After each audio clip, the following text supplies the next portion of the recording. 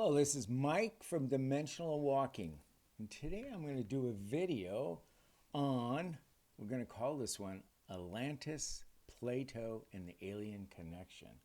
I think you're going to find it quite interesting. I've done some research. I've talked to people that are in the know, and I just wanted to put it all kind of together in a little package, and I'd like to present it to you today.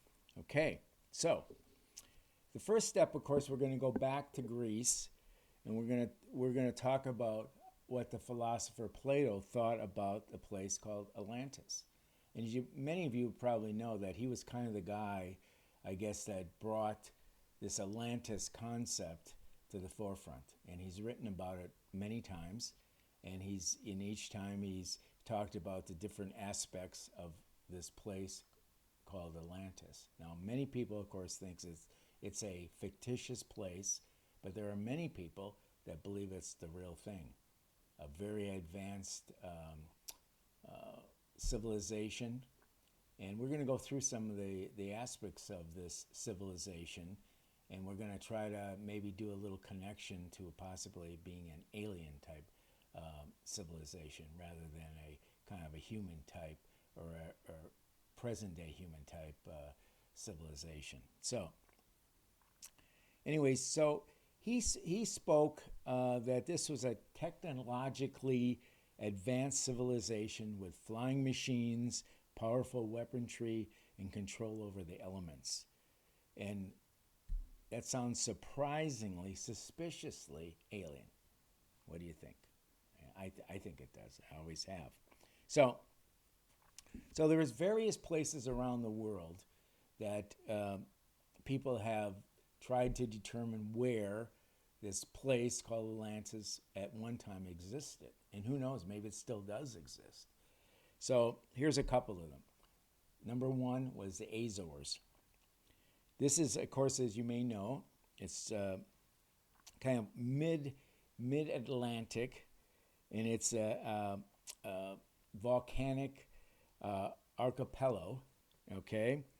And it's probably one of the most popular places because there's all these underwater structures that are been left behind, and it's right in the middle of the Atlantic Ocean. So that's one of the heavy hot candidates.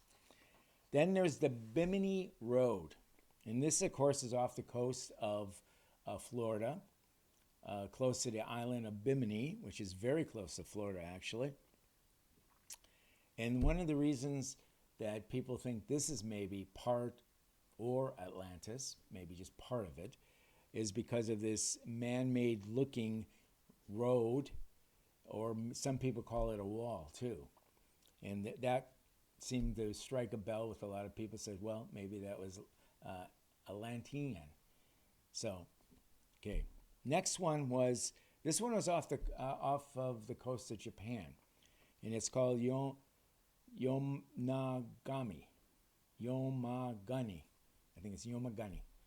And anyways, it was a submerged rock formation off the coast, and it was claiming because it had these geometric shapes that this was proof that it was an ancient underground city, which in their case thought it was the city of Atlantis. Now, this is really the interesting thing about this. This is not in the Atlantic Ocean, of course. This is in the Pacific, okay? So we're quite a ways away from this whole Atlantic Ocean. Now, some of these points that people have said are actually go all the way down to Antarctica, okay? And of course, some people even believe that maybe Antarctica at one time was in a different location, and maybe that was where Atlantis was. So anyways, so let's, and then one more thing. When I did a lot of research and study on the Montauk Project, which I've done several videos on, and because of all the connections and the synchronicities I had with people involved with the Montauk Project, one of the other things that I came across was that right off the coast, right off of Montauk Point, actually right at the beach area, There's actually been about, I think it was 3 or 4 small pyramids that have been found. And some people have speculated maybe that's one of the edges of Atlantis. And that had something to do with one of the reasons the Montauk Project was actually brought to that point on the Long Island, was because of its closeness to Atlantis and all these powerful crystals and all this other stuff that went along with it. So who knows? I don't know. But I always thought it was very interesting. So next, so Plato described, of course, these bits of technology that were far beyond anything at the time of these other ancient civilizations that were around it. And so we're going to go through some of those ancient, I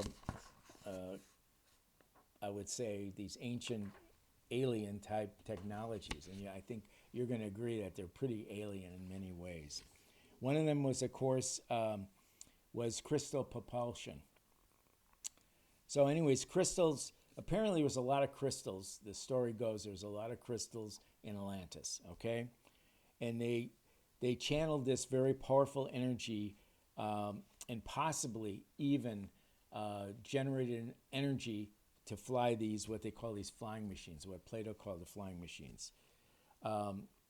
Anyways, Plato also described them as the winged chariots, the vessels moving swiftly as thought.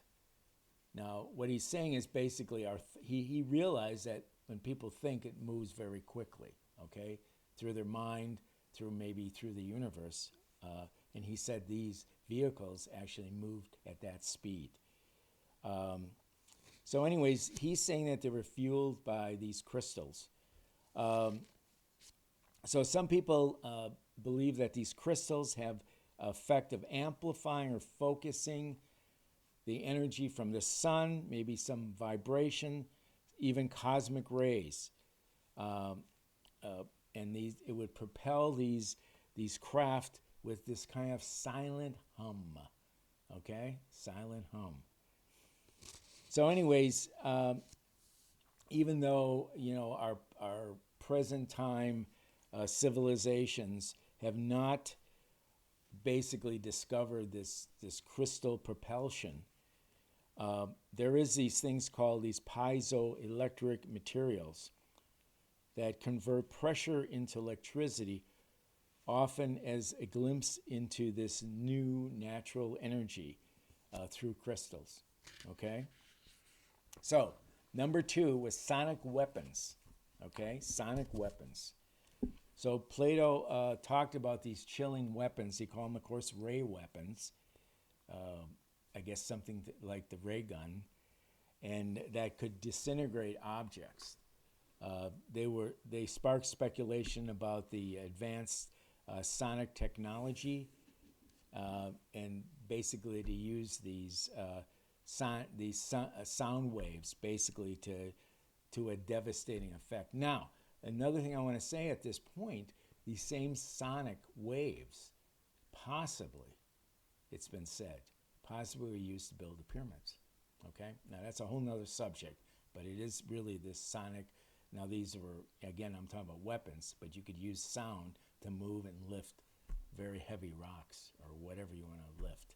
Okay? Now we can talk about that some other time, but I sincerely believe that.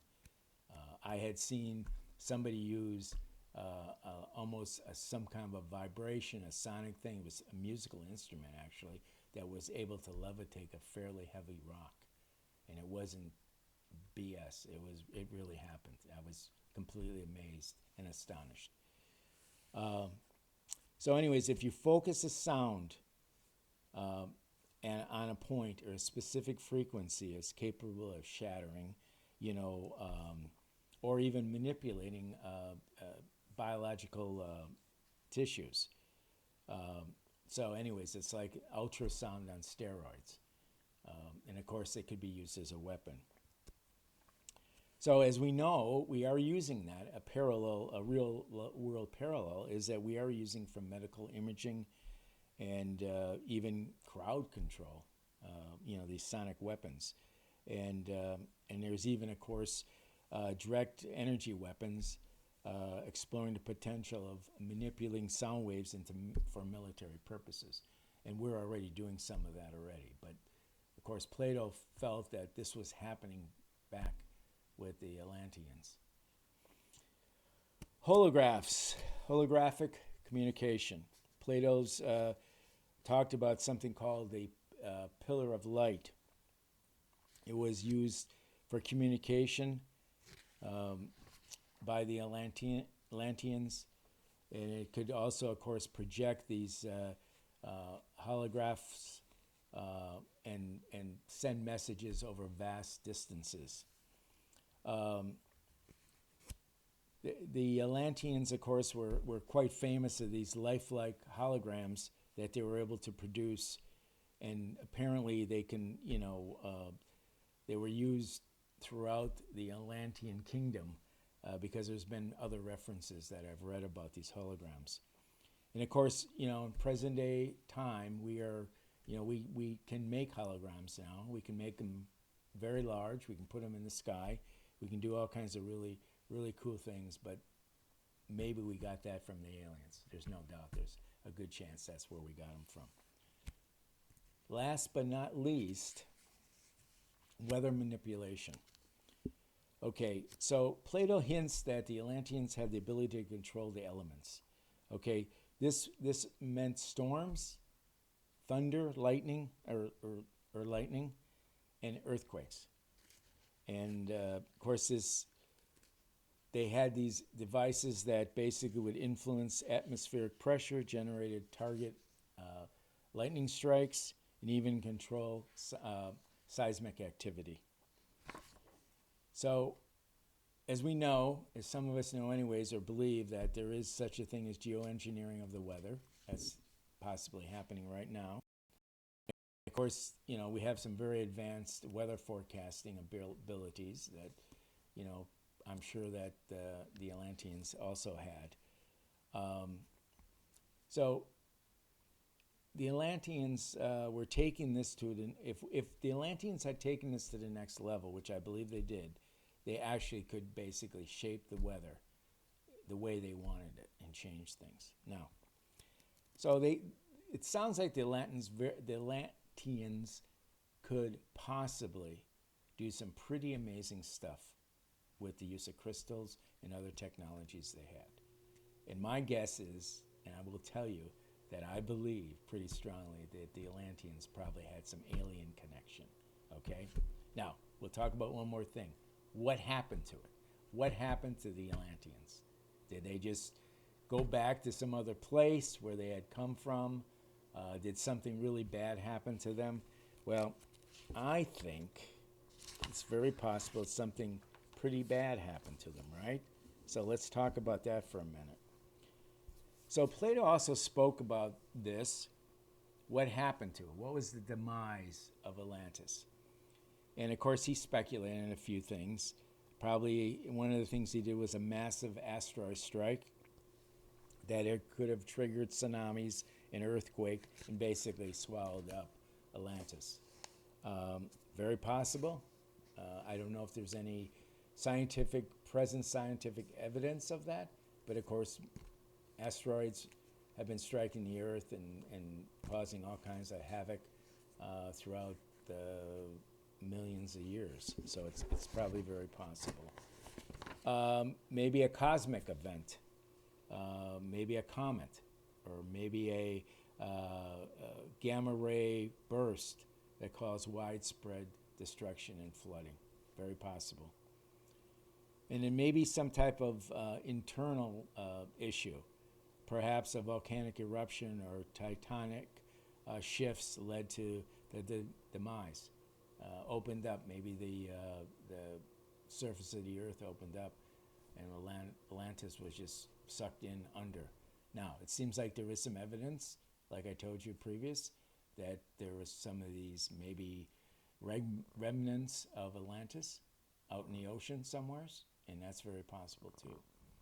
But I believe because of the technologies that we believe, and somewhere, wherever Plato got some of his information, he's not the only one that talked about this, that this technology looks well advanced. And I believe that, you know, this could only be possibly aliens. And again, maybe the aliens decided to leave and just took and left. Or maybe their technology was so good that they were able to detect that something really bad was going to happen, and they did take off. They took some type of ships, some of their flying ships, and they just took off and went to another place. So, all possible, all very interesting though. Okay, thank you very much. Bye-bye.